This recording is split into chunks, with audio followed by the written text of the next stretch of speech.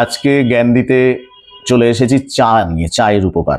পাতা চা, দানা চা নয়, দানা চা দুধ দিয়ে চিনি দিয়ে আয়েশ করে আমরা খাচ্ছি, আমারও খেতে ভালো লাগে। কিন্তু চা পাতা দুধ চিনি ছাড়া যদি আমরা চা খাই তবেই সেই চা উপকারী। চা পাতাতে বেশি পরিমাণে ফ্লুওরাইড থাকে, এই ফ্লুওরাইড দাঁতের ক্ষয় রোধ করে। চা একটা ন্যাচারাল টুথপেস্টের মতো কাজ করে।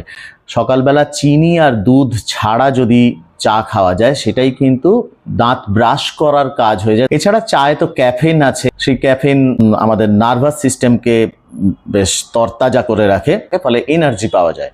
চায়ের মধ্যে flavonoid, tannin, vitamin B complex এরকম কিছু উপাদান আছে যেগুলো স্বাস্থ্যের পক্ষে ভালো।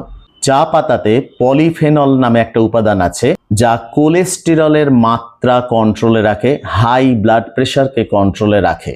চায়ের মধ্যে প্রচুর পরিমাণে ফলিক অ্যাসিড থাকে যা ক্যান্সার প্রতিরোধ করতে সাহায্য করে। বিশেষ করে গ্রিন টির মধ্যে, অন্য পাতা চায়ও আছে কিন্তু গ্রিন টির মধ্যে প্রচুর পরিমাণে ভিটামিন কে আছে যা রিউমাটয়েড আর্থ্রাইটিস এবং হার্ট অ্যাটাক প্রতিরোধ করতে আমাদের সাহায্য করে। এই উপকারী দিকগুলো চায়ের আছে, নলেজটা শেয়ার করলাম। ভালো পাতা চা বা গ্রিন টি খেলে এই উপকারগুলো পাওয়া যাবে। দুধ চিনি দিয়ে খেলে এই উপকারগুলো কতটা পাওয়া যাবে সে ব্যাপারে আমি নিশ্চিত নই। টাটা।